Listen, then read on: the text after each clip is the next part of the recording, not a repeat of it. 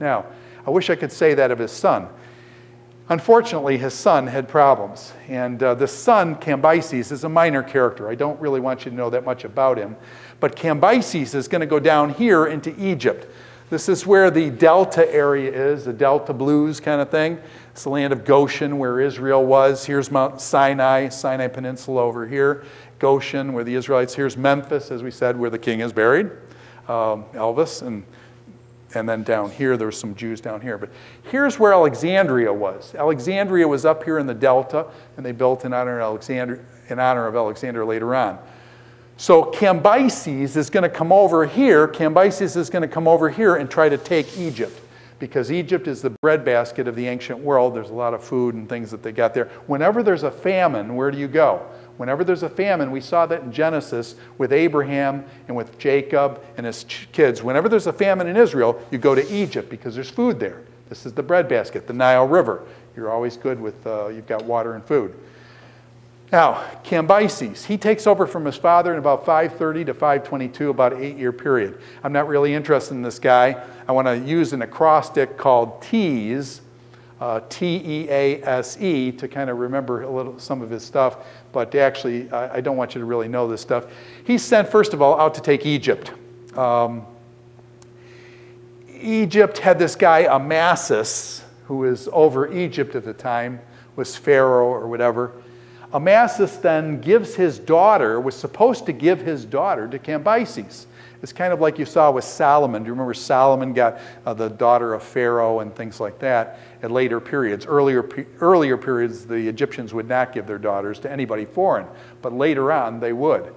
And so he comes down here to Egypt, and he's supposed to get Amasis' daughter, but it turns out this King Amasis doesn't give Cambyses his daughter. He takes the daughter of the priest, and he gives the daughter of the priest to Amasis. So Amasis is married this woman, gets this woman now that's not even related to the king, and so Cambyses feels like totally violated by Amasis because of this switch and things like that. So what he does is Amasis ends up dying.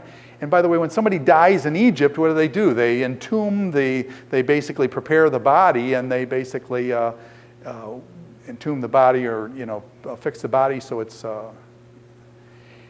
Amasis then takes his sword and he starts whacking the dead body of Amasis. Well, you don't do that in Egypt. That's really bad, because they respect the body afterwards, and that's why they do all these things with embalming the body and things. So he hacks the body, but he can't hack the body apart because it's been embalmed and things. And so what he does, he ends up burning the body of Amasis, which again is a violation of the king. The people see this. It's a total violation of Egyptian culture.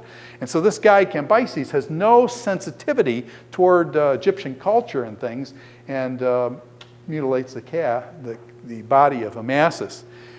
It's under Cambyses that the temple building in Jerusalem stops, okay? So it's under him, short period, so it's not a big deal, but the temple rebuilding in Jerusalem stops. Now the Apsis bull.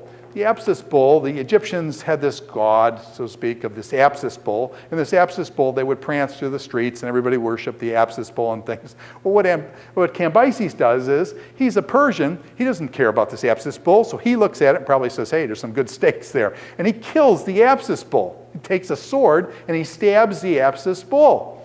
Again, totally violating the Egyptian culture. He stabs the Apsis bull, their god. Okay, just really a bad move on his part. The irony is that when Cambyses is getting on his horse, he stabs himself and dies of the stab. Now, some people think that Cambyses committed suicide. That's possible. He wasn't the kind of man that filled his father's shoes. Cyrus was a great man. He was not. And so some people think he committed suicide. Other people said he stabbed himself, got infected, or died, or whatever, as he got on. It's kind of ironic, people notice, that he stabbed himself and died, but he also stabbed the Apsis bull and killed the Apsis bull and stuff. And so there's kind of like a karma thing there where he did this bad thing, and the bad thing comes back on his head.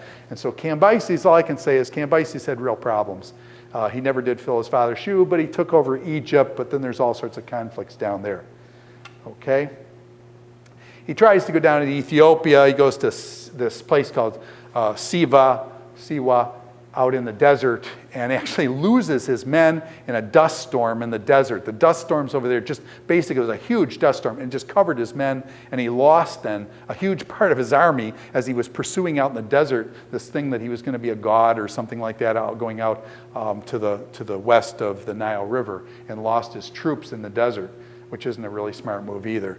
So what I'm basically saying is Cambyses wasn't too smart. He violated the culture, and he ends up dying, stabbing himself and dying and things. So that's Cambyses. Not a big deal. This next guy is a big deal. Cyrus was the founder of the Persian Empire. Cyrus the Great. Great man, benevolent, took over many of the kingdoms. Darius. This is Darius. Now Darius will be from 522 down to 486. Darius is the organizer of the Persian Empire. Darius is the organizer. As Cyrus was the founder of the Persian Empire, the huge Persian Empire all the way over to Greece, Darius was its organizer. And what he's going to do is several things. First of all, Darius is going to make the Bia Stone Inscription. Now, what is the Bia Stone Inscription? If you ever get over to London, one of the most important places, and as a Gordon College student, you've got to go there, because when you come back from London, there's going to be one question I'm going to ask you. Did you go have fun in London? No. Did you go to the British Museum? The British Museum is incredible. When you walk in the British Museum, you walk in and you see a stone, and they let you walk right up to the stone. And the stone is called, and actually if I say to you Rosetta Stone, what do most of you think? Yeah. Most of you think, Rosetta Stone, yeah, the computer program that teaches you all the languages that you want, you buy the software, it's called the Rosetta Stone. Now, in London, in the British Museum, they actually have the Rosetta Stone there. Now, what is the Rosetta Stone?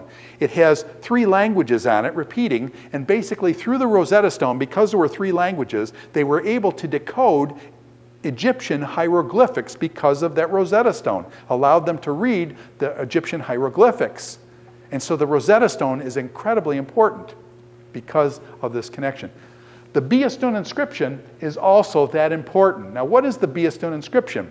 Darius, when he took over, some people think he wasn't real sure, he wasn't in the line of Cyrus, and so therefore he's got to do a PR job on his people. So what Cyrus does is basically, he shaves off part of a mountain, and he puts up there kind of like, I am the great Darius, and I'm the great person. And he tells all this PR stuff about how great he is, but when he does it in 3 languages.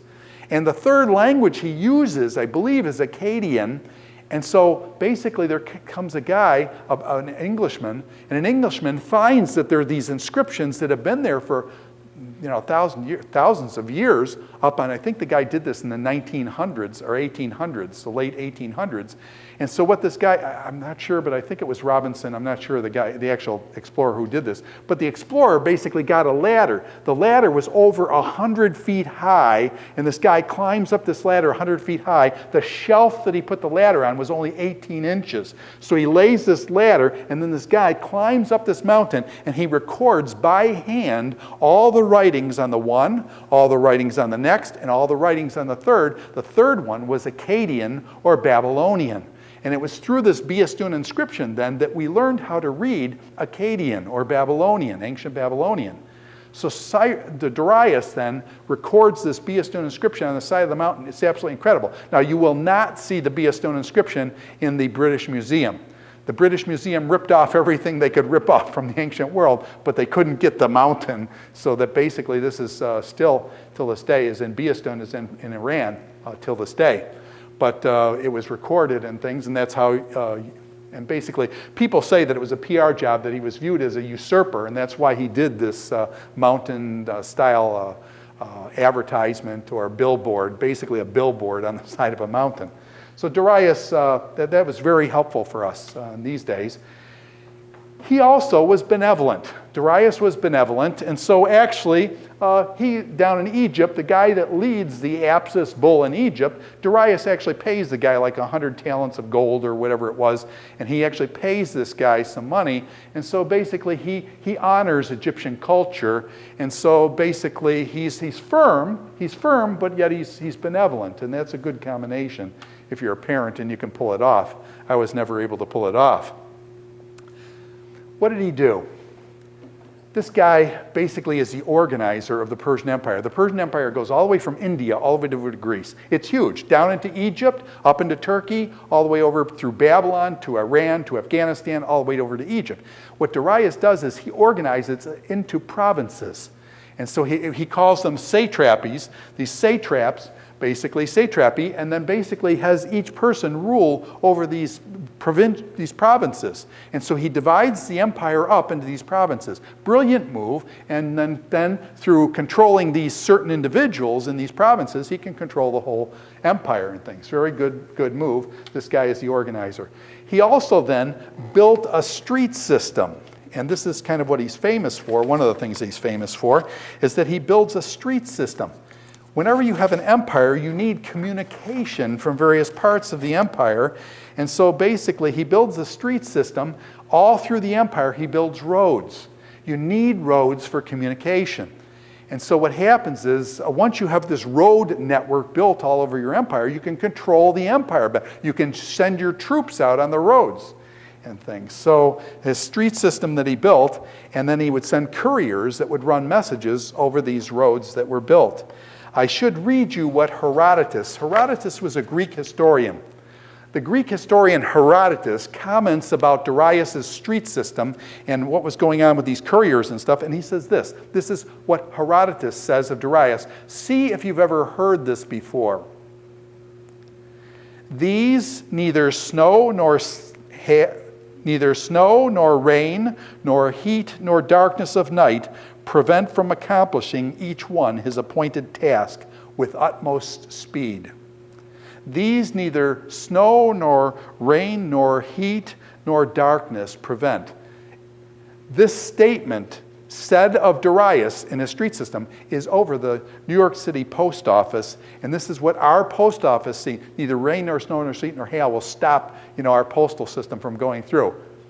Unless it's on Saturday, that is, and stuff. But anyways, this quote from Herodotus is over our postal system, and it comes from Darius, actually the one who organized the. So Darius was actually quite an impressive person with this street system.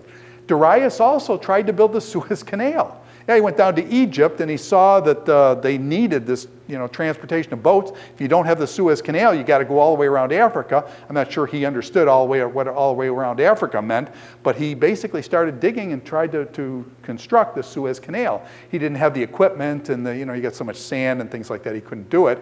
But he had the idea and started to actually implement the Suez Canal. That shows great foresight that would happen many, centuries and a millennium later, people would build the Suez Canal.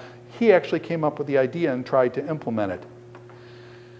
Now, he's got to tangle with Greece, okay? He's got Egypt, he's got Turkey, he's got Mesopotamia. He's got to tackle with Greece. And the problem is he sends his troop over to Greece, and it turns out that at sea, as he sends his guys over to Greece, he lost 20,000 men at sea. And the ocean is incredible if you've been on the ocean, and basically 20,000 of his guys perish at sea. So he tries to take Greece, but wasn't able to do it. So Darius is a great man, but Greece is still a tough nut to crack. However, while he didn't take Greece, he does finish the building of the second temple. So under Darius, the second temple in Jerusalem is finished about 515 BC. So the first temple under Solomon's about, just after 1000 BC down to about 931, thereabouts, okay?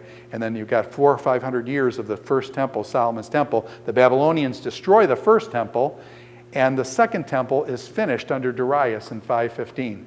The second temple, actually, Jewish people actually date these periods in what they call the first temple period and the second temple period. The second temple period, the second temple will go from 515 BC all the way down to Jesus. Jesus will come into the second temple. By the way, will Jesus use this temple imagery to speak? He will say what? Destroy this temple, and in 3 days I will raise it up. John chapter 2, the people get a little bit feisty with that, and they say, what do you mean? You're going to rebuild this temple. This temple, Herod took 46 years to build this. Now, what's Herod have to do with anything? Well, Herod, the second temple was actually probably pretty small. And Ezra and Nehemiah, when they talk about the second temple being finished, the old people actually wept because they said the second temple was nothing compared to the first temple. So the old people wept. The young people are saying, yeah, we finished it. But the old people had seen the first temple. They say, this is nothing compared to the old one. And so basically it's small. Herod rebuilds this massive platform. And we can go see it if you take the program Get Lost in Jerusalem. I can show you where exactly the crease where Herod expanded the platform on the Temple Mount and built, after 46 years, Herod was an incredible builder, built this second temple and took the temple that was built with Zerubbabel, Joshua, and those guys and basically made it into a huge thing. Jesus would come into the Herodian temple, the second temple. Now, after Jesus dies, the second temple will be destroyed about 70 A.D.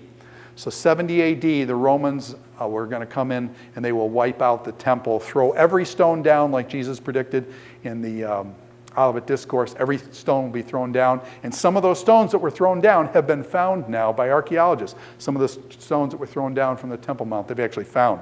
That was in 70 A.D. The Romans totally destroyed it again. So you have the Second Temple period from 515 B.C. down to about 70 A.D. after the time of Christ. About 40 years after Jesus dies, the temple is destroyed.